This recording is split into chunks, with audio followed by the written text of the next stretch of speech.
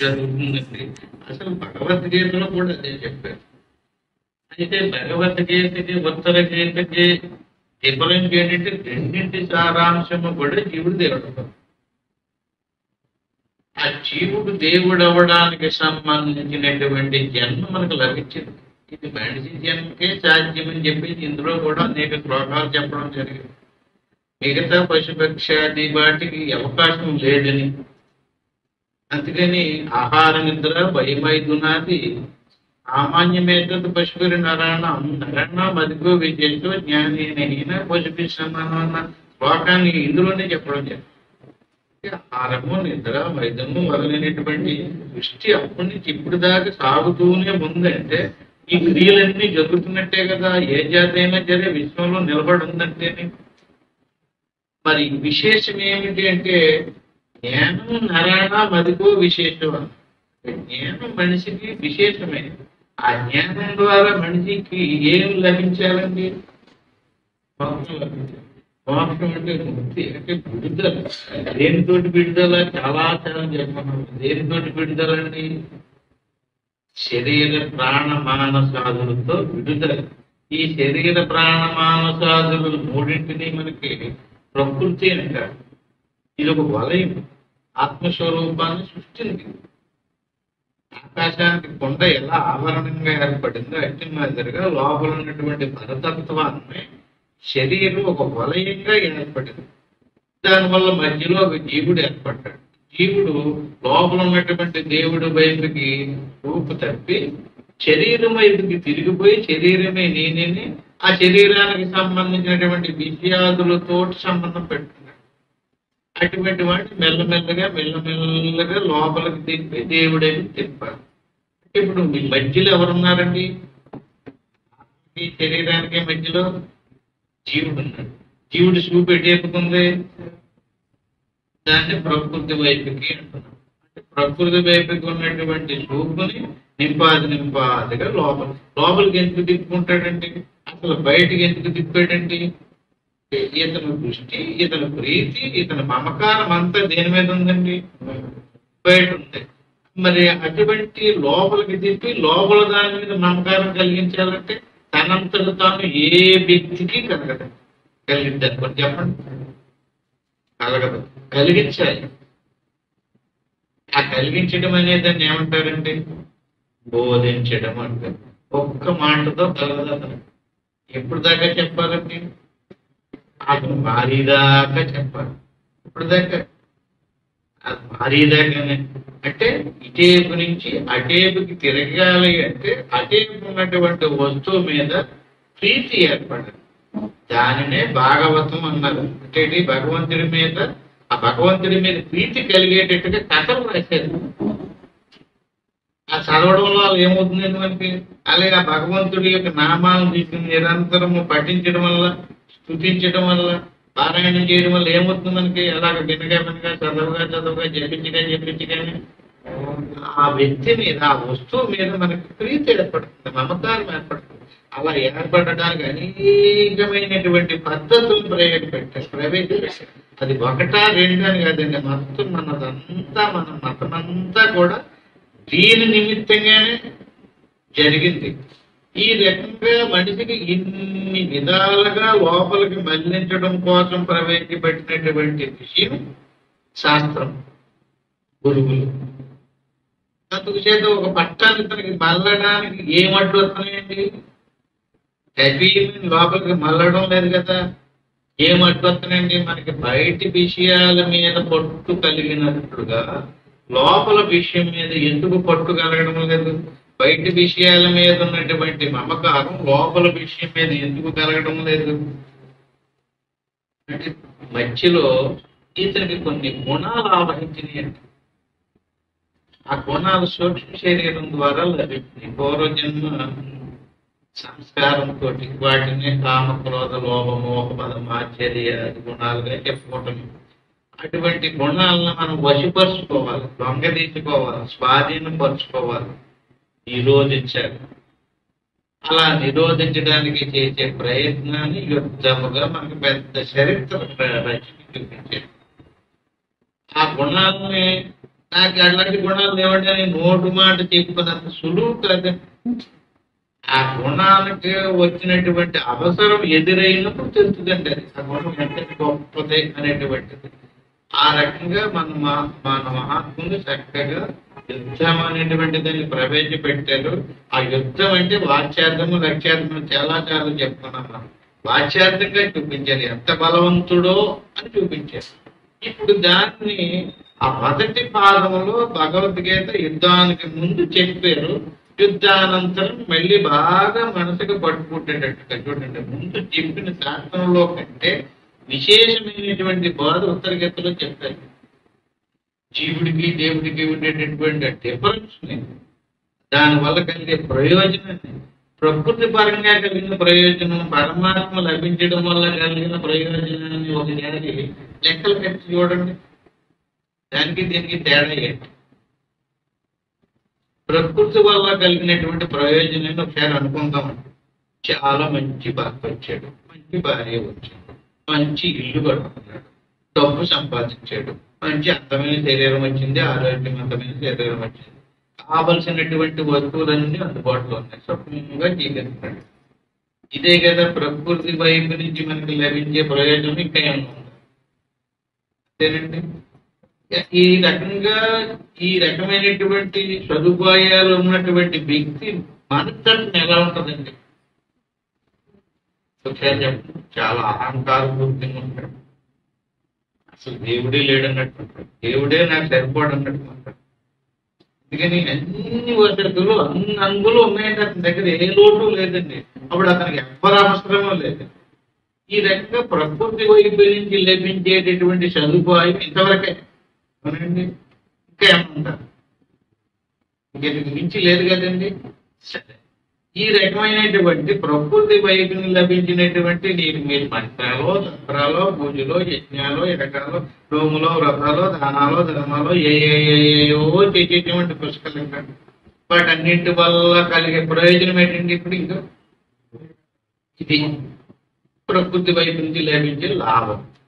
ఇప్పుడు ఈ లాభాన్ని ఒకసారి పరిశీలించి చూడు. ఇది ఎంతవరకు ఉంటుందండి?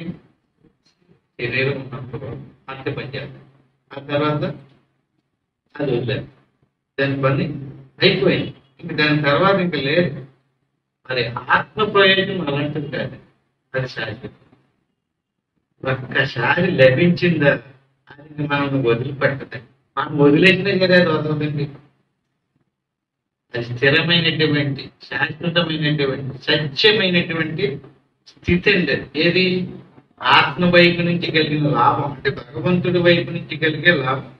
ప్రకృతి వైపు నుంచి కలిగించినటువంటి లాభాన్ని భగవంతుడు కలిగిస్తున్నాడు అనుకుంటారు. అక్కడ కూడా నిజమేంటి? అది ఎలాగా? ప్రకృతి వైపు నుంచి కలిగే లాభాన్ని కూడా భగవంతుడే కలిగించాలి. అలాగే తనంతట తానుగా కలిగించేటటువంటి లాభాన్ని కూడా భగవంతుడే కలిగించాలి.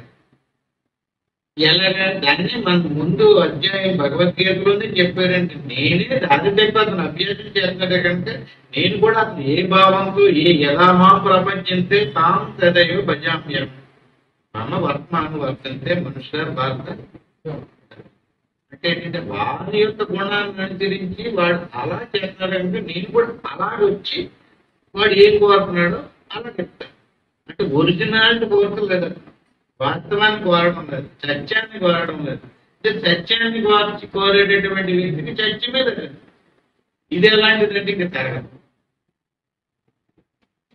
అది ఇంకా తరగదు, అది పోదు, మరణంతో రద్దు అవ్వదండి. ఏది? ఆత్మ నుంచి లభించే లాభం, శరీరం నుంచి లభించేటటువంటి ప్రయోజనం శరీరంతో పోదు, మరణంతో వదిలేస్తుంది.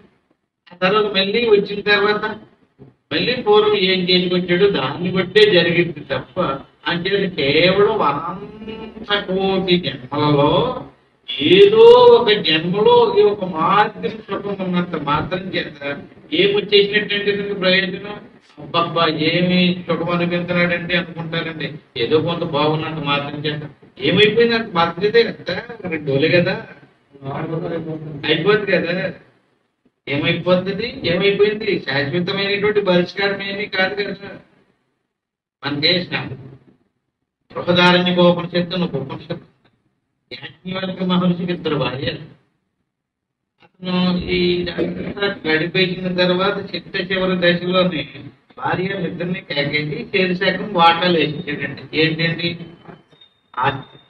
మీరిద్దరిని సరిసమానంగా పనిచేసుకోమన్నాడు. పనిచేసి ఇచ్చేస్తున్నాను నేను. మరి ఆస్తి అంతా నువ్వు సంపాదించిందంతా మాకు ఇచ్చేసి నువ్వేం చేస్తారని అడిగిందండి. అందులో కాబట్టి నేను బ్రహ్మజ్ఞానం సంపాదించిన బ్రహ్మనిష్టలో ఉండిపోయి నేను మోక్షం పొందుతాను. మరి శరీరంతో సుఖపడవలసినటువంటి సదుపాయాలన్నీ మాకు ఇచ్చేసి నువ్వు ఇంకేదో పొందాలని చూస్తున్నావు కదా, అది దీనికంటే ఎక్కువ తక్కువ అని అడిగింది. చిచ్చి దీనికి దాన్ని పోల్చకూడదు, అది పరమపదం. ఇదేముంది, ఈ శరీరం వదిలేసినప్పుడు వదిలేస్తుంది, ఆ తర్వాత మళ్ళీ మామూలే, అది అలా వదలదు, మరణంతో పోదన్నాడు.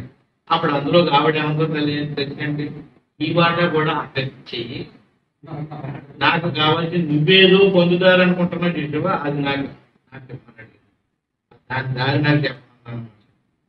ఆ రకంగా మన శాస్త్రాలన్నింటిలోనూ ఈ పరమపదాన్ని పొందే ప్రయోజనం గురించి ఎన్నో కథల్లో చెప్పారు, ఎన్నెన్నో సాగింది. ఈ రకంగా గుణాలను నిరోధించుకుని ఆత్మసాక్షాత్కారం పొందటమే మానవ జన్మ యొక్క విశేష ధర్మం. జ్ఞానం నరానా మదితో విశేషం. అయితే మనకి చాలా మంది జ్ఞానం అని దేన్ని అనుకుంటున్నారంటే అండి, బాహ్య సంబంధమైనటువంటి విషయాలను మన తెలుగుతో తెలుసుకుంటున్నాం కదా, ఆ తెలుగునే జ్ఞానం అనుకుంటున్నాం. అని అర్థమైందండి. అది ఆవా గేదె అన్నాడు అనుకోండి, ఆ గేదో ఆవు నాకు తెలదంటే ఏం లేనట్టు, ఏం తెలనట్టండి, జ్ఞానం లేనట్టు. అది ఆవు కాదు గేదె అన్నాడు అనుకోండి, ఏమన్నట్టు, అదేనా జ్ఞానం అంటే. అది భౌతిక జ్ఞానం అంటే, వ్యవహారిక జ్ఞానం అంటే. ఇప్పుడు మనం పురాణాలు చదువుతాం, కథలు చదువుతాం, వేరే వేరే ఏదో చదువుతూ ఉంటే ఆ చదివినటువంటి జ్ఞానం ఏ జ్ఞానంతో చదువుతున్నాం, చెప్పిన జ్ఞానమే అవునండి. ఈ జ్ఞానంతో చదువుతున్నాం అండి. ఆ విషయాలన్నీ ఏ జ్ఞానానికి తెలుస్తున్నాయి, ఆ జ్ఞానానికే తెలుస్తున్నాయి. ఆ జ్ఞానానికి ఈయన చెప్పే పరమార్థం తెలదండి. ఆ జ్ఞానం రేగడిపోతుంది ఒక స్థాయిలో, దాన్ని సమాధి అంటారు. ఎలాగంటారేమో, ఇప్పుడు మనకి మెలుపులో ఉన్నామండి, మనకి తెలుగు నిద్రపోయిన స్వప్నంలో కలతాము, అక్కడ కూడా తెలుగు, అక్కడ ప్రపంచం. నిద్రపోయినప్పుడు ఏమి లేదు, తెలుగు లేదు. ఏమీ లేకపోతే శరీరం దుర్బలకు ఒకటి ఎందుకని, శరీరం ఉంది, లోపల ప్రాణం ఉంది, లోపల మనసు ఉంది, అన్నీ ఉన్నాయి, ఏమి లేదండి. తెలుగు లేక ఎలా పడుకున్నాడో కూడా తెలియకుండా పడుకున్నాడు. అక్కడ ఏం లేదు చెప్పండి, తెలివి లేదు. మరి సుశక్తిని దాటిన తర్వాత ఉన్నటువంటి తురీయమందరి పరమార్థ జ్ఞానాన్ని తెలుసుకోవడానికి సుశక్తిలోకే రాలేనుండి తురీయంలోకి తీసుకెళ్ళి తెలుసుకోమంటే ఎలా తెలుసుకుంటాడండి? అని అర్థమైంది మీకు. ఇప్పుడు మనం తెలుసుకునే తెలివి అంతా ఏం తెలివండి? శాస్త్రాలన్నీ చెప్పే విషయం ఏంటి తెచ్చండి, నీ తెలివి కాదుగా, నువ్వు తెలుసుకున్నది తెలుసుకున్నట్టు కాదు, నువ్వు చేసింది చేసినట్టు కాదు, ఇది కాదు ఇది కాదు ఇది కాదు అని చెప్పడమే ఇది శాస్త్రాల యొక్క ముఖ్య ఉద్దేశం. అంటే ఇప్పుడు మనకు తెలిసిందంటే ఇది కాకపోతే మరి ఇంకేది, అది మీరే తెలుసుకోవాలి. ఎందుకని మనం తెలుసుకోవడం అన్నదే ధర్మం అండి. ఎలాంటి ధర్మం? పరమధర్మం అయింది. మళ్ళీ అలాంటి ఇలాంటి ధర్మం ఏంటండి?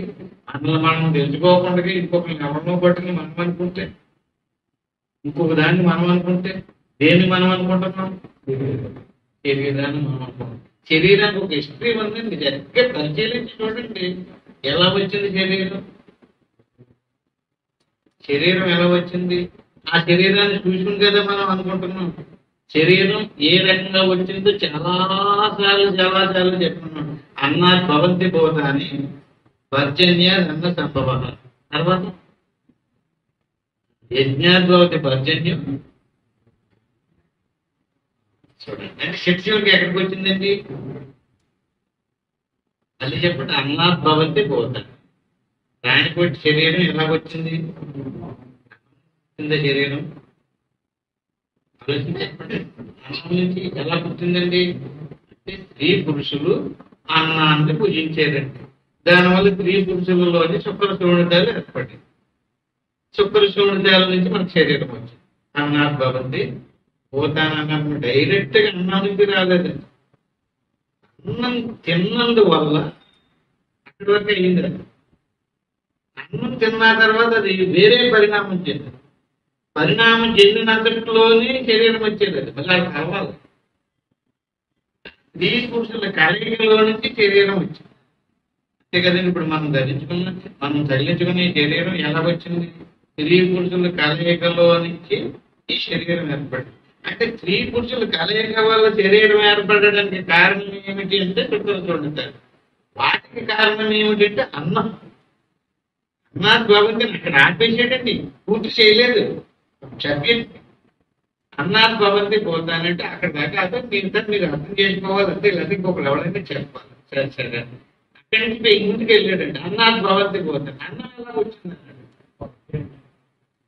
పర్జన్యుడు అంటే ఏంటండి? పర్జన్యుడు అంటే ఇప్పుడు చూడండి, మనం పాపం యజ్ఞం అనుకుంటున్నారండి. యజ్ఞ కర్మ సముద్భవ. యజ్ఞం నుంచి ఇదంతా ఏర్పడింది. పర్జన్యుడు యజ్ఞం నుంచి వచ్చాడంట. అంటే యజ్ఞం చేశాడండి. యజ్ఞం ఏంటి? ఎలా చేశారు? అగ్నిని తగిలిసి అందులో నెయ్యి పోసేదండి. నెయ్యి పోసి స్వాహ అంటుంటారండి ఇంద్రాది దేవతలు స్మరించి. ఆ స్వాహ అని వాళ్ళ ఆహుతులు ఇచ్చారండి. ఇప్పుడు నెయ్యి పోసినప్పుడు నెయ్యి నుంచి పుట్టినటువంటి దోమం ఉంది కదండి, దాని పొగ అంటారు. ఆ నెయ్యి నుంచి వచ్చినటువంటి పొగ విశ్వంలో ఉన్నటువంటి మేఘాలన్నింటినీ సమీకరించి చూడండి, ఇంటి బిగించి అరగదీస్తే ఆ మలినం అంతా కిందకి తిప్పేసి తేట నీరు ఎలా చేస్తుందో ఆ మేఘాలన్నిటినీ ఒక చీటకి చేర్చి అందులో ఉన్నటువంటి నీరుని కిందకి తిప్పిద్దారు.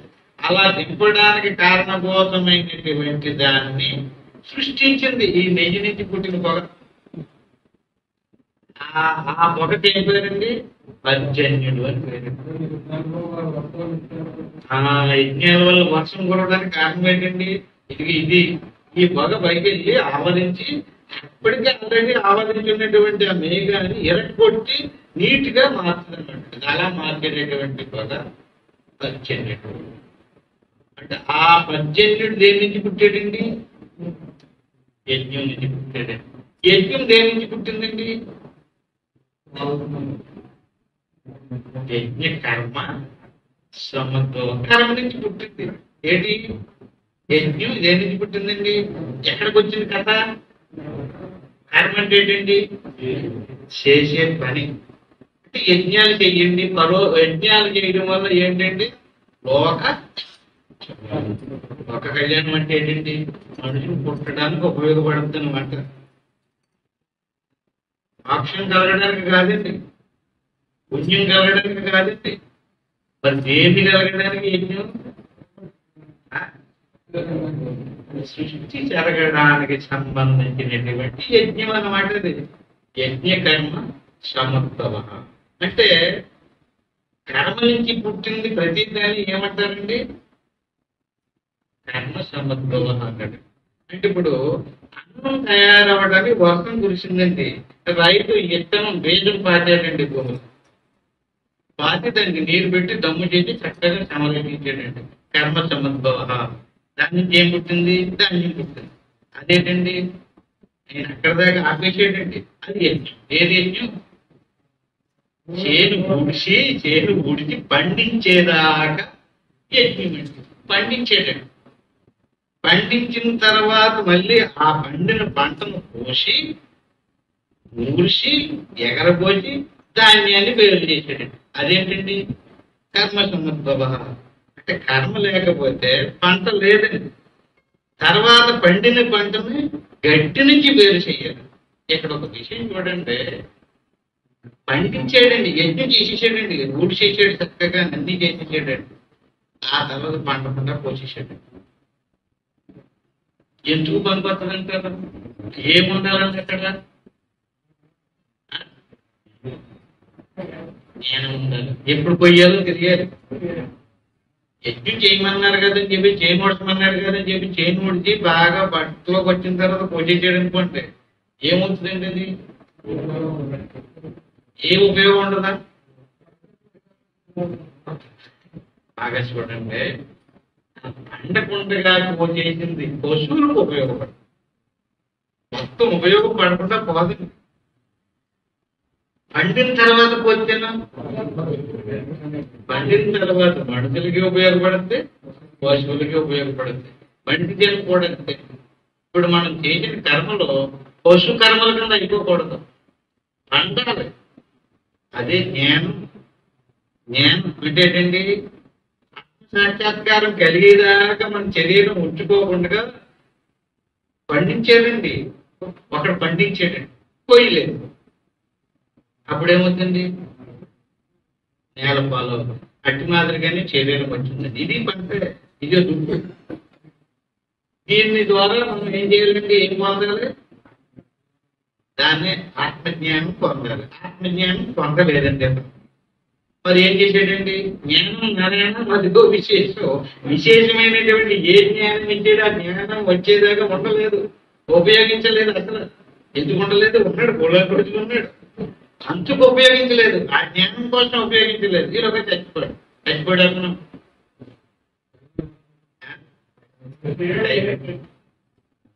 మనం చాలాసార్లు మీకు చాలా చెప్పానండి.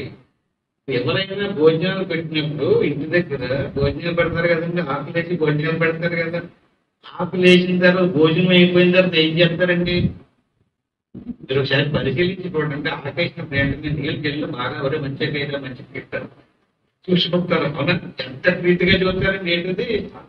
ఆకుని అవునండి. శుభ్రం తినేసేయడం అనుకోండి. తినేసిన తర్వాత ఆ ఉత్తరుడు ఏం చేస్తారండి? సరిగ్గా గమనించండి, వడ్డించేవాడు ఆకు తీయడండి. మరి ఎప్పుడైనా చూసారా? తీసే సెక్షన్ తీసేవాళ్ళు లేరేకుంటారు.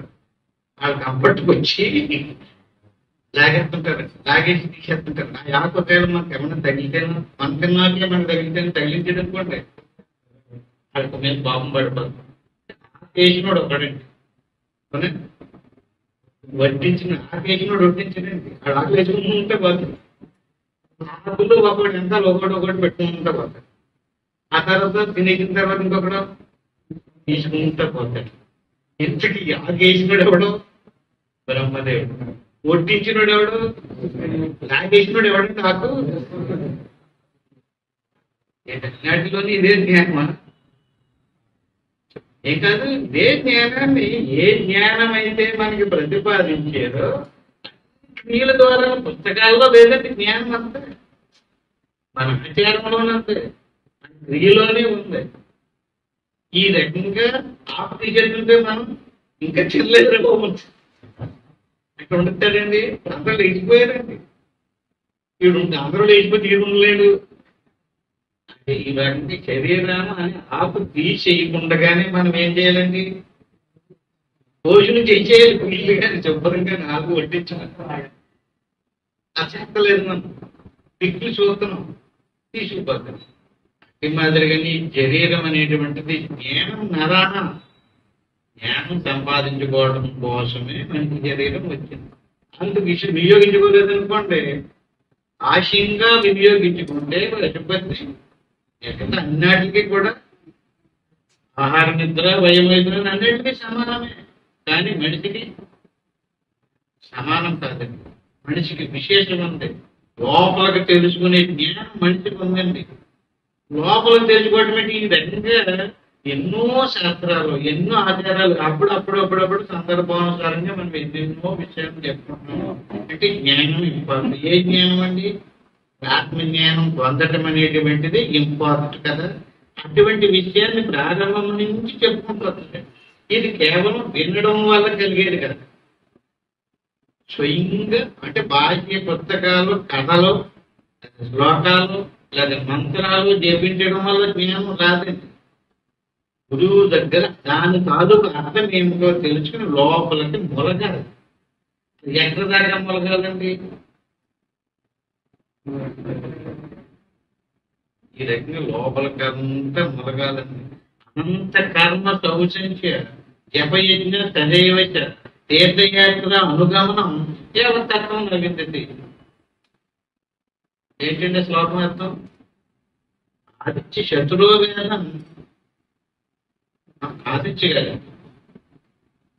అంటే 4 వేదాలని చదివినప్పటికీ కూడా సారం జ్ఞానం తర్వాత జ్ఞానం కనుక తెలుసుకోకపోతే గాడిద బరువు మోసినట్టే తప్ప దానివల్ల సుఖం లేదని, అలాగే శాస్త్రం అనంతమని, ఆ శాస్త్రం యొక్క ఉద్దేశం తెలియకపోతే శాస్త్రం చదివిన ప్రయోజనం లేదని, అట్టి మాదిరిగానే ఈ పూజలు, యజ్ఞాలు, యాగాలు, తీర్థయాత్రలు ఏమైతే ఉన్నాయో అనంత కర్మ సంవత్సరం జపయజ్ఞ తదైవచ తీర్థయాత్ర అనుగమనం దేవతత్వం అవన్నీ ఎందుకు పెట్టినట్టండి? ఎందుకు పెట్టారో దానికి సంబంధించినటువంటి విషయం తెలుసుకోలేదు. అట్టి మాదిరి మీ శాస్త్రాలన్నింటి ద్వారా విజయం ఏది తెలియపరచాలని కోరుకున్నారో అది తెలుసుకోలేదనుకోండి, అది కూడా ప్రయోజనం లేదు. ఈ రకంగా ఇప్పుడు ఈ క్రియల ద్వారా కానీ శాస్త్రాల ద్వారా కానీ తెలుసుకోవాల్సినటువంటి ముఖ్య సారాంశం ఏమని తేలిందండి? ఆత్మజ్ఞానం అని తెలియదు. సరే, ఈ ఆత్మస్వరూపం ఎక్కడ ఉంటుంది? అసలు ఆత్మస్వరూపం అంటే ఏమిటి అనేది మనం చాలా సార్లు చెప్తున్నాం. అంటే బ్రహ్మం అని. బ్రహ్మం ఎలాంటిదండి? నిరాకారమైనటువంటి, శాశ్వతమైనటువంటి, స్థిరమైనటువంటి, నిశ్చలమైనటువంటి, నామ రూప రహితమైనటువంటి స్వరూపం అనంతం. అటువంటి అనంతమైనటువంటి బ్రహ్మస్వరూపంలో ప్రకృతి ప్రవేశించింది. వీటి మీద నాచు పల్లెదు. నాచు దేనిని కనిపించండి? ఒకసారి గమనించి చూడండి. నాచును తొలగితే నీరు కనపడుతుంది కదండి. మళ్ళీ మనం చేయి తీసేస్తాను. మన అంతర్మూర్తిలో లోపలికి వెళ్ళి ఇదంతా వదిలేసిన తర్వాత, ఇదంతా గూడిపోయిన తర్వాత ఉన్నదేదో నిర్వికారపు స్థితిని గమనించామనుకోండి, దర్శించామనుకోండి, మళ్ళీ బయటకు వచ్చిన తర్వాత మళ్ళీ మామూలుగా శరీరము, మనసు, ఇంద్రియాలు అన్నీ వచ్చాయి. అందుకని ఏదో నువ్వు ఒక రోజు చేయితే సరిపోలేదు, ఏదో ఒక రోజు ఇంటే సరిపోలేదయ్యా, నువ్వు నిరంతరం ఇంటూనే ఉండాలి, నిరంతరము చేస్తూనే ఉండాలి అని చెప్తుందండి సార్. రైట్. ఈ రకంగా నీరును చూడాలంటే ఏం చేయాలంటే, ఆత్మ చూడాలంటే అనాత్మను తొలగించాలి. ఆత్మ అంటే శరీరము, ప్రాణము, మనసు. ఈ రకంగా ఈ దైవ తత్వం ఏదైతే ఉందో అది అనంతం కనుక అనంతములో ఉండేటువంటి ప్రకృతి స్వరూపం ఒకటి కాదు. అది పరమాత్మ ఒకటే, ఆకాశం ఒకటే, కొండలో మట్టి ఒకటే, ఆకాశం కూడా ఒకటే. కానీ మట్టిని భిన్న భిన్నంగా కొండ తయారు చేయొచ్చు. అట్టి మాదిరిగానే ప్రకృతి భిన్న భిన్నంగా మనిషి శరీరం, పశువు శరీరం, పక్షి శరీరం ఇలాగ అనేక శరీరాలుగా ప్రకృతితో తయారయ్యింది. ఇప్పుడు మన లోపల ఉన్నటువంటి ఈ ప్రకృతి స్వరూపానికి లోపల ఏముందండి? పరమార్థ తత్వం ఉంది. ఆ పరమార్థ తత్వాన్ని మరుగుపరిచి ఆవరించింది ఏది? మన శరీరం. ఇప్పుడు మనం లోపల ఉన్నటువంటి పరమార్థాన్ని చూడాలంటే ఏం చేయాలండి? ఈసును తొలగించాలి. ఈ జ్ఞానం మనకు లేకుండా బయటికి వెళ్తేను, శరీరంతో బయటికి వెళ్తేను, శరీరంతో బయటికి వెళ్తే ఏం కనపడుతుంది? ఒక దేవాలయం కట్టారు, అందులో దేవుణ్ణి ప్రతిష్ఠించారంటే అది కనపడదు. మరి నిజతత్వం, నిజమైన దేవుడు, నిజమైన దేవాలయము, దేవాలయం అనేది ఇంట్లో కూడా మనం ఇంతగా పారాయణంలో వచ్చింది. అట్టి మాదిరిగా లోపలికి వెళ్ళాలండి. ఈ రకంగా మనం ఈ మధ్య 4వ అధ్యాయంలో 3 అధ్యాయంలో ఇది కాదు, ఇది కాదు, ఇది కాదు, ఇది కాదు అంటూ అన్నీ తేల్చుకుంటూ వచ్చేసి ఫైనల్ సబ్జెక్ట్ చెప్తున్నారు. ఫైనల్ సబ్జెక్ట్ అంటే ఓంకారం అంటే ఏంటి అనే దాని మీద ప్రారంభమైంది. అర్జునుడు అడిగేటండి ఓంకార శబ్ద మహాత్మ్యం రూపం తానం పరం కదా అంటే ఓంకారం ఏంటి? ఓంకారం అనగానే విచ్చేకాక్షరం బ్రహ్మద్వయం సర్వముఖ్యుడి. ఏంటంటే మోక్షం పొందాలనుకున్నటువంటి వ్యక్తి తప్పనిసరిగా తెలుసుకోవలసినటువంటి విషయం ఏంటండి? ఓంకారం. తర్వాత ధ్యానించవలసింది ఏంటండి? ఓంకారం. ఓంకారం గురించి తెలియాలి, ఓంకారాన్ని ధ్యానించాలి. అంటే ఓంకారం అంటే ఏంటి? ఓంకారం వల్లే సర్వముఖ్యుడి. మోక్షం పొందాలనుకున్నటువంటి వ్యక్తికి తప్పనిసరిగా ఓం అంటే ఏంటో తెలియాలి. ఓంకారమే బ్రహ్మము అని ఇంతవరకు అనేక ద్వారా వినడం వల్ల దాన్ని స్పష్టంగా బాగా మాకు అర్థమయ్యేటట్టుగా చెప్పు స్వామి అని అడిగితే దానితో సాధుబాధ మహాబాబో ఎన్మాం త్వం పలుకుట్టించి విస్తరేణ ప్రవచనం. ఈ ఓంకారం యొక్క విభజన అంతా విభజించి విస్తరించి స్పష్టంగా నీకు అర్థమయ్యేటట్టుగా బోధించాలని ప్రారంభించాడండి. ఈ రకంగా బోధించిన తర్వాత ఇప్పుడు మన శ్లోకాలు చెప్పుకుంటూ వెళ్లే ముందు కొంచెం మనం ఓంకారం గురించి క్లుప్తంగా తెలియదు. ఓం అంటే ఏంటండి? ఆ ఓ అంటే ఓంకారంలో ఏమున్నాయండి? అకారము, ఉకారము, మకారము. పైన చివరి అర్ధమాత్ర. అర్ధమాత్ర అంటే ఏంటండి? అంటే ఓం అన్న తర్వాత అకార, ఉకార, మకారాలు అన్నటువంటి అక్షరాలంటే ఆ దీర్ఘాన్ని అర్ధమాత్ర అంటే దాని చివర కొంచెం పశ అనమాట. ఓ దాని మీద దీర్ఘం మా. అప్పుడు ఏమైందండి? ఓ అయింది. అంటే అకారము ఉకారము కలిపితే ఓ అయింది. మకారం మరి ఓం అంటాం కదా, అది దీర్ఘం. ఎన్ని వచ్చినాయండి ఇక్కడ? ఈ నాలుగింటి యొక్క అర్థం ఏంటో చెప్తుందండి. అకార ఉకార మకార అర్థమా. ఇంకా మిగిలింది ప్రణవాతీతం. అది ఆ అక్షరం కాదండి. అంటే ఇప్పుడు అకారము అసలు మాత్ర అంటే ఏంటండి? మధ్య అప్పుడే 5-6 వారాలు కూడా చెప్పుకున్నాం. ఈ మాత్ర అంటే ఏంటండి? సమయం. అది మాత్ర అంటే సమయం. మాత్ర అంటే ఎంత సమయం? అది ఆ అనే అక్షరాన్ని పలకటానికి ఎంత సమయం పట్టిందో అంత సమయానికి మాత్ర అని పేరు. అకారము ఒక మాత్ర, ఉకారము అదొక మాత్ర, మకారము అదొక మాత్ర. ఎన్ని మాత్రలు అయినాయండి? 3 మాత్రలైన. దాని మీద ఆ మాత్రకు సంబంధించిన దాంట్లో సగం దేనికి నిత్యమనుకున్నప్పుడు అదేమైంది? అర్థమాత్ర. ఇది గుర్తు పెట్టుకుని ఓంకారాన్ని తెలుసుకోవాలండి. అకార ఉకార మకార అర్థమాత్రలు 4. అకారం అంటే ఏమిటి? ఉకారం అంటే ఏమిటి? మకారం అంటే ఏమిటి? అర్ధమాత్ర అంటే ఏమిటి? చివరికి మిగిలింది ప్రణవాద్యం ఏంటి? దాన్ని మనం ఆల్రెడీ చెప్పుకుంటూ వెళ్ళామంటే ఇప్పుడు మనం సహజంగా ఓ అన్నాం అనగానే ఏమైనట్టండి? అకార ఉకార మకార అర్ధమాత్రలు అయిపోయి 3 అయిపోయి చెట్టు చివరికి ప్రణవాద్యం అలా అలా నిలబడిపోయింది కదండి. ఇంకా అక్కడ అక్షరాలు లేదండి, అక్కడ జనం లేదండి. దీన్ని ఇప్పుడు మనకు లోనకి తిప్పాలి. ఈ ఓంకారాన్ని లోపలికి తిప్పాలండి. దీన్ని బయటికి అన్నాం. బయటికి అనడం కూడా మంచిదే. ఓంకారమే బ్రహ్మం అంటే. బ్రహ్మం అంటే ఈ ఓంకారమే. ఓం వచ్చేకాక్షరం బ్రహ్మద్వయం. బ్రహ్మమే ఓం. ఓం అంటే ఏంటో తెలియాలంటే అంటే బ్రహ్మం ఎలాగైతే ఈ సృష్టిలో ఉన్నటువంటి సమస్త జీవరాశులలోనూ ఆంతర్యామి రూపంలో విస్తరించిందో ఓంకారం కూడా అలాగే. ఓంకారం గురించి తెలుసుకుంటేనే బ్రహ్మం గురించి తెలుస్తుంది. నేను అర్థమైంది ఏమంటే బ్రహ్మం ఎలా విస్తరించిందండి?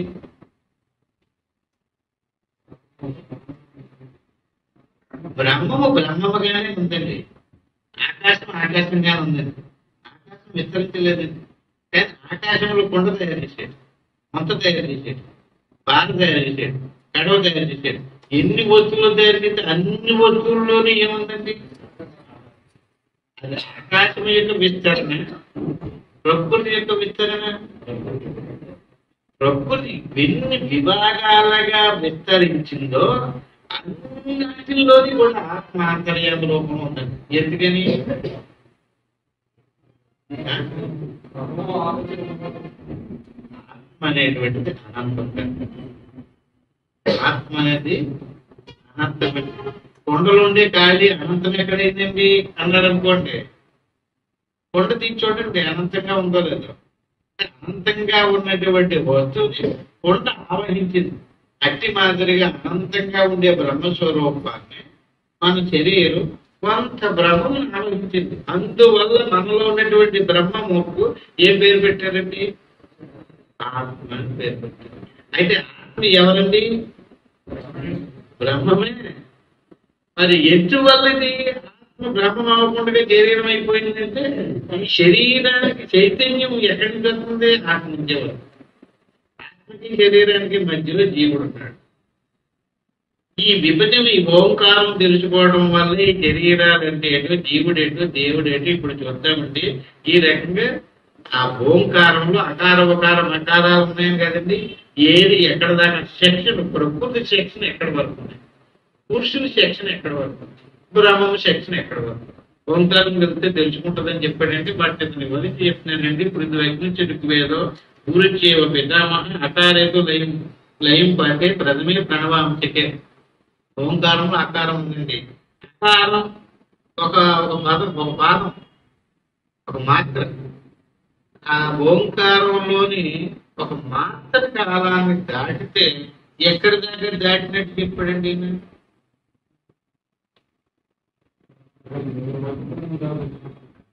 పృథివీ,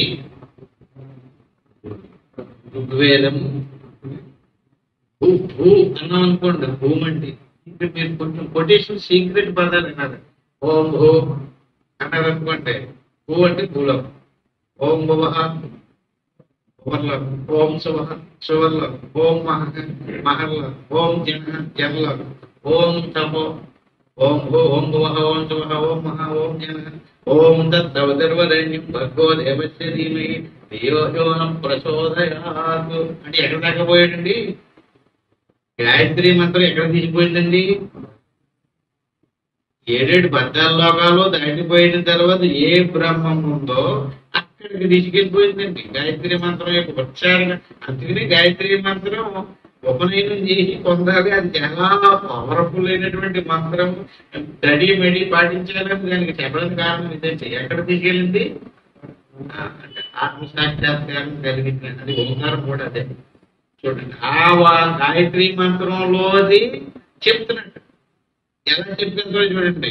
పృథివీ, ఋగ్వేదము, భూరిక్షేప పితామహ అకారేతు లయం ప్రాప్తే ప్రణవే ప్రణవాంశికే.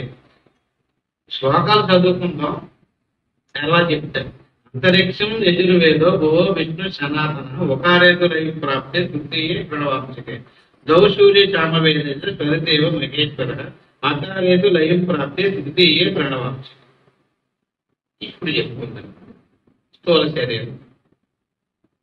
స్థూల శరీరాన్ని సృష్టించినటువంటి వ్యక్తి బ్రహ్మదేవుడు. స్థూల శరీరము మరి స్థూల శరీరానికి ఏమి ఉంటే నిలబడుతుంది? ఇది భూమి ఉంటుంది. భూమి లేకపోతే స్థూల శరీరం నిలబడదు. భూలోకము, స్థూల శరీరము, బ్రహ్మదేవుడు, ఋగ్వేదము ఇవన్నీ కూడా అకారేతు లయం ప్రాప్తే. ఋగ్వేదాన్ని చదివినట్టంటే ఇక్కడికి చూడండి, వేదాలని స్థూల శరీరానికి ఒక వేదం, సూక్ష్మ శరీరానికి ఒక వేదం, కారణ శరీరానికి ఒక వేదం, 3 వేదాలు రాసి దాన్ని ప్రవేశపెట్టారు. 3 శరీరాలకి 3 దేవుళ్ళు, 3 శరీరాలకి 3 అవస్థలు. 3 శరీరాలు ఏంటి? స్థూలము, సూక్ష్మము, అకారము ఒకటి దాటితే స్థూల శరీరాన్ని దాటినట్టు. స్థూల శరీరాన్ని దాటితే ఏమేమి దాటినట్టండి? భూమి, అలాగే ఋగ్వేదము, బ్రహ్మదేవుడు, జాగ్రత్త అవస్థ ఇవన్నీ దాటేసినట్టే. భూమి, స్థూల శరీరము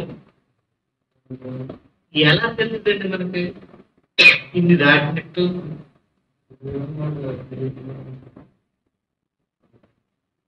దాని మొత్తం అలాగే స్థూల శరీరానికి దాటినందుకు గుర్తు బ్రహ్మగారు లయమైపోవాలి.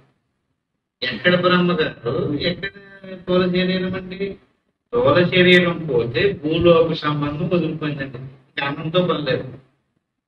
ఎవరికి అన్నం కావాలండి? రోగాలు ఉండవండి. ఎవరికి రోగాలు ఉంటాయండి? శరీరం ఉన్నవాడికే. ఎవరికి శరీరం పోయిందో వాడికి ఏం పోయినట్టండి? రోగాలు పోయినాయి. అన్నంతో పని లేదు, భూలోకంతో పని లేదు, బ్రహ్మగారితో పని లేదు. అన్నం తినేసినోడికి ఆకెందుకండి? అన్నం వద్దనుకో వాడి దగ్గర ఎత్తుకుపోని నేను ఇంటికాడ తినేసి వచ్చేసి నాకు అక్కలేదు అన్నాడు అనుకోండి, అప్పుడు ఆకుతో పని లేదు కదండి. ఎవడికి ఆకేసుకుంటాడండి? అతి మాదిరిగానే ఈ శరీరం ఎవడికి అవసరమో శరీరం ఇచ్చేవాడు ఎవడండి? బ్రహ్మదేవుడు. ఒక్క వస్తువుని మనం వదిలితే ఈ వర్గం అంతా పోతుంది.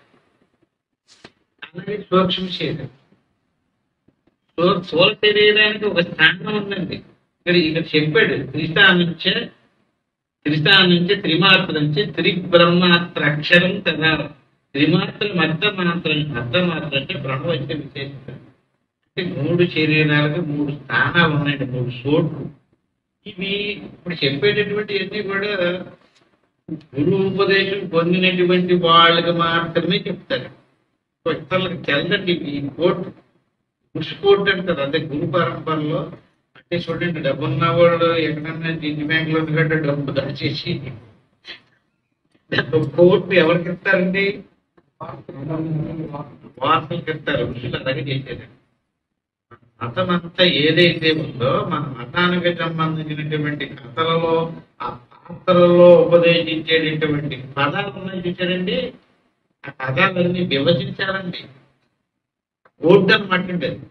కోర్టు వాళ్ళ సంతతి వాళ్ళకి తెలిసేటట్టుగాను, మిగతా వాళ్ళు అందరూ చదువుకుని పోయేటట్టుగాను, అవి బాధ్యార్థంగా కథల కింద తెలిసేటట్టుగా వచ్చారండి. సరే, అలా అందరూ అలా కథల కింద చెప్పేసుకుంటే ప్రయోజనం ఏమిటండి అన్నారనుకోండి, భౌతిక ప్రయోజనం కూడా ఉంది కదా. సమాజానికి కట్టుబాటు కావాలి కదండి, ధర్మాలు నిలబెట్టాలి కదా. కానీ ఇందాక మనం అనుకున్నామండి, యజ్ఞం చేస్తే అంతా వచ్చేస్తుంది అన్నారు. వచ్చేసేలాగుంటే ద్రవ్యయజ్ఞం జ్ఞానయజ్ఞం అని ఎడగొట్టేసి, ద్రవ్యయజ్ఞం వల్ల ఏం ప్రయోజనం లేదురా, జ్ఞానయజ్ఞం చేయమని మరి భగవద్గీతలో ఎందుకు చెప్పినట్టండి? ద్రవ్యయజ్ఞం వల్ల ఏం జరిగిందండి? చేను పండించడం కూడా యజ్ఞమే. పండించిన దాన్ని, ఆ ధాన్యం వేరుపరచడం కూడా అది కదండి. కుప్ప నూర్చి గడ్డి నుంచి ధాన్యాన్ని వేరు చేసి ఎగరపొచ్చి ధాన్యం ఇట్లా తెచ్చేది, అది ఒక యజ్ఞమేనండి. ఇప్పుడు ఆ ధాన్యాన్ని దంచి బియ్యం చిట్టు పొట్టు ఏరు చేయడం అది యజ్ఞమే. ఇప్పుడు దాన్ని శుభ్రంగా పట్టణం చేసి వండి తినేటట్టుగా తయారు చేశారండి, అదేంటండి? అదే యజ్ఞమే. ఇప్పుడు అన్నం తయారు చేయడానికి యజ్ఞం తయారైందండి. ఇప్పుడు చిన్న తర్వాత శరీరంలో శుక్రశోణితాలు తయారైంది. శిశువు తయారవ్వడానికి స్త్రీ పురుషులు ఇద్దరు కలవాలండి, అది యజ్ఞమే. ఎన్ని ఏంటండి? కర్మ సంభవ. ఎన్ని కర్మతో చేసే యజ్ఞాలండి. ఇంతకీ ఏంటండి ప్రాసెస్ అంతా? ఎందుకంటే మళ్ళీ ఆ శరీరమే మనిషికి రాకపోతే ఏమైనట్టండి? ఒక్కసారి పరిశీలించి చూడండి. మనిషి జన్మ వచ్చిందండి. ఇది చాలా అదృష్టం అండి, చాలా అదృష్టం అండి. ఏ రోజు అలా అనుకుంటారు, ఏంటి అదృష్టం ఏంటి అంటే తినడము, తాగడము, మీ పెళ్లి చేసుకోవడం, పిల్లలు కనడం, అలాగే ఎగరడం, వదిలేయడం, అదేమో సుఖం అనుకుంటాడండి. శరీరం రప్పించడం కోసం వెనక ఎంత చరిత్ర ఉందో ఒకసారి చూడండి. ఏంటండి? అవ్యక్తాదీని పోతాని వ్యక్త మధ్యాన్ని వారు ఇక్కడ నాకు ప్రవృత్తి పోతానని చెప్పేసి వదిలేదండి. శరీరం పోయిందండి. ఎక్కడికి పోయాడండి? మళ్ళీ శరీరం వచ్చిన తర్వాతే వ్యక్తం అవుతున్నాడు. అవునండి. ఇప్పుడు శరీరం పోయిందండి. పోయిన శివుడు అంతమించినంత మాత్రం సృష్టి అంతరించిపోలేదు కదండి. చెట్లు గుట్టలు మంటలు అన్ని ఎక్కడ ఉన్నాయి. మరి ఎందుకు కనపడలేదండి? ఎలుగు లేకపోవడం వల్ల కనిపించడం లేదా? మళ్ళీ ఎలుగు వస్తే కనపడతాయా? షేప్ అంతే. ఆ రకంగా అవ్యక్తం శరీరం పోయింది, కనిపించడం లేదు. ఎవరండి? జీవుడు ఇతను పుణ్యము పాపము చేసుకున్నాడండి. చేసినటువంటి పాప పుణ్య ఫలాలను పట్టుకుని స్వర్గము నరకము తీసుకుపోయారండి. ఆయా పాప పుణ్య ఫలాలు అనుభవింపజేసేసారండి. ఆ తర్వాత ఏం చేశారండి అతన్ని? ఏదో బాబు క్షీణే పుణ్య మధ్యలోకి మీరు తెచ్చుకున్న డబ్బు అయిపోయింది, ఏదో బాబు గట్టించారండి. వచ్చాడండి. ఇప్పుడు ఇతనికి ఏం కావాలండి? శరీరం కావచ్చు. ఒక్కసారి పరిశీలించి మనసు పెట్టి చూడండి, వెళ్ళమంటుందండి. ఒక ఒక ఉద్యోగం, గవర్నమెంట్ ఒక ఉద్యోగం పేపర్లు వేసిందండి అప్లికేషన్ పెట్టుకోమని. 10 లక్షల కోట్ల అప్లికేషన్లు వెళ్ళి వేసుకోండి, ఎంతమందికి ఇస్తారండి? అందరూ వెళ్ళారండి. అందులో ఒకరినే తీసారండి. మిగతా వాళ్ళందరూ ఏమవుతారండి? వెనక్కి వచ్చేయడమేనండి. డబ్బులు ఖర్చు పెట్టింది వెళ్ళారా, మళ్ళీ వెనక్కి వచ్చేయడమేనా? మళ్ళీ అలా ఎదురు చూసి మళ్ళీ ఎన్నాకో మళ్ళీ ఇంకోటి వచ్చింది. అప్పుడు మళ్ళీ లక్షల కొద్ది వచ్చేసారు, పక్కన తీసుకున్నారు. అట్టి మాదిరిగా ఇప్పుడు మనిషి భోజనం చేశాడు. అవన్నీ జీవులే. వెయ్యి ఒక మెతుకు అవన్నీ జీవులే అండి. ఈ జీవులన్నీ కూడా జన్మకు వచ్చేది కదండి. తిన్నాడు కదండి, యజ్ఞం చేశాడు కదండి. ఇది తిన్నాడు, యజ్ఞం చేశాడు, శరీరంలో దుఃఖం తయారైనవి. కానీ జన్మ ఉద్యోగం ఎంతమందికి ఇచ్చాడు? ఒకరిని ఎత్తున్నా కన్నాడండి. మరి వాళ్ళందరూ ఏమైపోయారండి? ఎక్కడ పోయారు? మళ్ళీ మళ్ళీ ప్రకటించమంటే అప్పుడు వస్తామని తిరుగుతూనే ఉంటారండి. స్వర్గం నుంచి పడిపోయాడండి, నరకం నుంచి పడిపోయాడండి. ఇక్కడ తిరగవలసిందే. తిరిగి ఇసుకెక్కిపోయి ఏమో ఎప్పటికి లెక్క ఇవ్వాలి తగలాలంటే లెక్కట్లాంటిదండి జన్మ రావడం అంటే. ఇప్పుడు అలాంటి జన్మ లభించేసింది. నారాయణ చెప్పడుతుంది. ఎంత చెప్పండి వృధాగా గడిపేస్తాడంటే ఎంత దురదృష్టం ఆలోచించండి. ఎందుకని మళ్ళీ కోపాలో ఎక్కువ చెప్పడానికి వీలు లేదు, ఇసుకించడానికి వీలు లేదు, ఎక్కడ ఓట్లు ఆడడానికి వీలు లేదు, తేడాలు ఆడడానికి వీలు లేదు. ఎందుకనంటే ఎలా పోగొట్టుకుంటాడంటే శరీరాన్ని. పోయింది అనుకోండి మళ్ళీ కేకెత్తే వచ్చేసినంత సులువుగా శరీరం వచ్చేస్తా. శరీరం రావడానికి రావాల్సినటువంటి క్రమం ఒకసారి చూడండి. వరుస క్రమం అది ఎలా రావాలంటే నేరుగా తిన్నగా వచ్చేటండి. ఎలా రావాలండి? పర్జన్య ధన సంభవ. ఆకాశంలో తిరుగుతాడు, ఆ మేఘాన్ని ఆచరించాడు, భూమిని వస్తాడు, ఆ యత్నాన్ని ఆచరించాడు, ఆ యత్నా నుంచి పండింది, అది అన్నం అయ్యింది, అది వండారు, అది తిన్నాడు, అది బీజం అయ్యింది, టేస్ట్ అయింది. మళ్ళీ అలా పోతా ఎప్పుడో యుగాలే పడతాయో సముద్రాలే పడతాయో తెలియదు. మరి అలాంటి పరమ పవిత్రమైనటువంటి మోక్ష సాధనకు ఉపయోగపడే మానవ జన్మ లభించే చీమ పుట్టినట్టు లేకుండా మనిషి సమయాన్ని ఎలా వినియోగించుకుంటాడో తెలియదు. భౌతిక విషయాలకే వినియోగిస్తారు. మన పూర్వపు పెద్దలు ఏం చేశారంటండి, శాస్త్రాల్లో ఆచారాలలో దీనినే ఇమిడి చేయరండి. శాస్త్రాల్లోనే లేదండి ఇదంతా. శాస్త్రం చదివితేనే నేను తేలుతాం. శాస్త్రం చదువుతాము, గురువులు చెప్తున్నారు, అందులోనే ఇమర్చకుండగానండి మాకు చాలా తెలివితేటలుగా పెట్టేశారండి. మనం నడిచి నడవడి దగ్గర నుంచి మరణించేదాకా మనం కొన్ని ఆచారాలను పాటిస్తున్నామండి. ఆచారాలను వెనకాల ఎంత భయంకరంగా ఈ జ్ఞానాన్ని ప్రతిపాదించారో చెప్పమంటారంటే ఒక చిన్న విషయాన్ని ఇంతకుముందు చాలాసార్లు చెప్పాను. మనిషి చనిపోయినప్పుడు సూతకం వస్తుంది కదండి. ఎందుకు వస్తుంది అసలు దాని అర్థం ఏంటండి? ఎప్పుడన్నా తెలుసుకున్నారా మీరు? సూతకం వచ్చినప్పుడు జరిగేటటువంటి క్రియలు గుర్తుకు తెచ్చుకోండి. కొండ కొట్టడం అయిన అందులో కొంత తంతులు ఉన్నాయి కదండి. చనిపోయేటటువంటి మనిషి, చనిపోయినటువంటి మనిషిని కట్టి తీసుకెళ్తారు. దానిలో 3 సార్లు దింపాలండి. దింపిన తర్వాత శ్మశానంలోకి తీసుకెళ్ళిన తర్వాత అక్కడ దాని మీద కట్టెల మీద పట్టుకోబెట్టి దాన్ని అంటించే ముందు కొండగా నీళ్లు పోసి చుట్టూ రౌండ్ తిరుగుతూ ఒక్కో రౌండ్కి ఒక్కో కన్నం పెడతారు. అలా 3 సార్లు రౌండ్ అయిపోయిన తర్వాత కొండను కడించేటప్పుడు ఏ విధానంలో పడతారు ఇక్కడ తెలుసుకున్నారా మీరు? ఇలా కొబ్బరికాయ కొట్టినట్టు లెగిసి ఇలా పడేయండి. వదిలేటువంటి చదువు అయ్యా దాని అర్థం ఏంటంటే అసలు ఇలా తిరిగి వచ్చాడండి, వెనకాల పెట్టాడు కనబడి ఎదురుగా కనపడుతుంది చాలా వెనకాల పెట్టాడండి, ఇట్లా తిరిగి వచ్చాడండి, సగం కాదండి, మళ్ళీ ఇంకో కన్నం పెట్టాడండి, సగం కాదండి, మళ్ళీ ఇంకో కన్నం పెట్టాడండి, నాకు కాదు ఇంక వాడేటువంటి కలగ చూడకూడదు తెలిసండి, వెనక్కి పడేది దానికి చూడకుండా పోవాలంతేండి. ఎందుకంటే అయిపోతుంది చరిత్ర, దానికి చూస్తే భారత ఏం లేదు, జీవుడు ఎలా గురించి వాడమైందా ఈ తెలియదు. సరే బాగానే ఉంది, కథ ఏమి లేదు. ఇంతకీ ఎవరి కుటుంబంలో ఆ శరీరం పోయిందో వాళ్ళ ఇంట్లో వాళ్ళని 10-15 రోజులు సమాజం నిషేధించిందండి. అనుకోకూడదు. కొట్టుకుంటే ఏం చేయాలండి? మారవడం కూర్చొని ఎంత కఠినంగా పెట్టారు చూడండి ఆచార్య. నాకు ముట్టుకోకూడదు, చాలా మైలుపడిపోరు. ఎందుకు మైలుపడిపోరు? ఒక్క మనసుని ఆలోచింపజేసుకున్నారా? ఎందుకంటే అండి పోనీ అయితే అది ఆ మైలు అందరికీ రావాలి కదండి.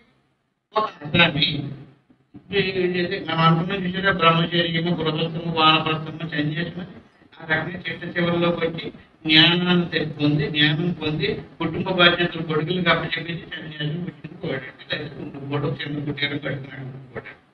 ఆయన చనిపోయాడు. ఆయన చనిపోయినప్పుడు ఇప్పుడు చేసిన తప్పు చేస్తారా? ఏమిటి కదా ఇప్పుడు ఆలోచించండి. ఇప్పుడు చూడండి, అయిపోలేదు 10-15 రోజులు ముట్టుకోకుండా నిషేధించేసి అది మంగళవారం మాట్లాడకూడదు, శుక్రవారం మాట్లాడకూడదు, అది ఎదురు అవ్వకూడదు, అది కనపడకూడదు. అది కనపడుతుంటే వస్తుంటే పక్కన నుంచి వస్తుంటే ఎక్కడ పాపం చేస్తారని భయం. ఒకవేళ పలకరించేమనుకోండి, దానికోసం మనకి అంటుకోకుండా తీసుకో పట్టుకెళ్ళి ఏ స్వీట్ ఇచ్చి పలకరించాలని గుర్తిని పలకరించకూడదు నవ్వింది. అవునండి. సరే అంత అయింది కదండి. అంత అయిన తర్వాత అంత మంది కదా వంశం. ఆ పిల్లలు వాళ్ళని నేను శంకరుడికి తీసుకెళ్ళి గుండు పోసి గుండు తీసి పిల్లలు పెడతారండి. ఎంత శిక్షించారో ఒకసారి ఆలోచించండి. ఎందుకనండి ఎవరిని గుండు గీయించేస్తారండి? ఎవరిని చేస్తారండి? మామూలుగా ఎవడైనా తప్పు చేసినట్టు కదండి. సన్యాసి మీ వంశంలో కూడా ఒకడు పోయేట్టుగా జ్ఞానం తెలుసుకోకుండానే అటువంటి జ్ఞానం తెలుసుకోలేనటువంటి వ్యక్తి మీ కుటుంబంలో చనిపోయాడు కనుక వీడికి వేసారు శిక్ష. కొడుకు వేసారు. ఆడ ముట్టుకోవడం వీల్లేదు. 10 రోజులు గ్రామంలోనే ఉంటాడండి. సమాజం నుంచి బహిష్కరించారు. వాడే వండుకు తిన్నారు, వాళ్ళదే అంతే. ఎవరు ముట్టుకోవడానికి వీల్లేదు. అంతా అయిపోయిన తర్వాత వాడికి గుండికి ఇచ్చి వాడికి పిల్లకెట్టి నీటిలో స్నానం చేసి వస్తేనే కానీ ఆడికి ఆ రుణం అది పోలేదు, ఆ దోషం పోలేదు. అది అదేదో సాంప్రదాయం అనుకుంటున్నాడే కానీ గుండెకి ఇచ్చిన మామూలుగా తరగతికి వచ్చేస్తున్నాడండి. అవునండి. ఆయనకి తెలిస్తేను చూడకే గుండె గీయించడానికి మా బోడు మా బాబు జ్ఞానం తెలుసుకోకుండా చచ్చిపోయాడు. ఆడు చచ్చిపోయినందుకు బాగానే పోయాడు కానీ నాకేసాడంటే ఈ శిక్ష ఈడు అనుకుంటే ఈడేం చేస్తాడండి? జ్ఞానం తెలుసుకోవడం నేను కూడా ఇలా చేయాలి. ఆడు ఆడు బాబు పోయాడు, ఆడికి మైలు పట్టలేదు, ఆడు కొడుకు గుండు గీయలేదు. ఎందుకని ఆడి జ్ఞానం సంపాదించుకుని వెళ్ళాడండి. అంచేది వాడికి అవన్నీ ఏం పెట్టలేదు. చూడండి ఇక్కడ పెడితే అందరికీ పెడతాం కదా, ఆడికి కొడుకే కదా, ఈడికి కొడుకే కదా, ఈడికి గుండె గీయించడం ఏంటి, మైలు పెట్టడం ఏంటి, ఆడికి గుండె గీయించకపోవడం ఏంటండి? మైలు లేదు, గుండు కొట్టదు. ఎందుకని చేయవలసిన పని చేయించలేదండి అతను. వీడు బాబు చేయవలసిన పని చేయించలేదు. అంటే వీడికి తెలియాలండి, పోయినాడు కాదండి. అలాగే కొండ కొట్టి చుట్టూ తిప్పారండి. ఏంటంటే దాని అర్థం 3 నెలలు కాలం కూడా 3 కాలాలండి. మనిషికి ఆయుర్ది అయి బాల్యము, కౌమానము, ఆటపాటలతో గడిచిపోయిందండి. యవనం వచ్చిందండి. విషయ వాంఛలలో తిరిగి పోగొట్టేసుకున్నాడు. సంపాదనలో పడిపోయి యవనం పోయింది. వార్ధక్యం వచ్చిందండి. వాదిక్షంలో ఎవరికి వీళ్ళకి విచ్చి పెట్టుకుంటే గట్టిగా పట్టుకుని ఇడికి తక్కువైపోతుంది నాటికి తక్కువైపోతుంది అని చెప్పించి ఆ విధానంలోనే ఆ జ్ఞానంలోనే గడిపించాడండి. వాదిక్షం కూడా అయిపోయిందండి. అంటే ఏమైందండి? ఆయుష్ కొండలో నీళ్లు కారిపోయినట్లుగా 3 కన్నాలు పెట్టేశాడండి రుద్రుడు. 3 కన్నాలు పెట్టేశాడండి. ఆయుష్ సరిపోయిందండి. కొండలు ఎందుకు పనికొచ్చింది? మళ్ళీ ఉపయోగించడానికి పనికిరాదండి. 3 కన్నాలు పడిపోయింది. ఇంకా ఏం చేయాలండి దాన్ని? ఇంక ఉపయోగించడానికి పనికిరాదు కనుక ఎంత తిరిగి చూడకుండా బాధించుకోవడమే సంగతి. ఆ కొండ తిప్పుడు కన్నా కదా, ఈ గుండె గీయించుకున్నవాడు కదా కదా. మరి ఎప్పుడు చెప్తే ప్రేమయ్యి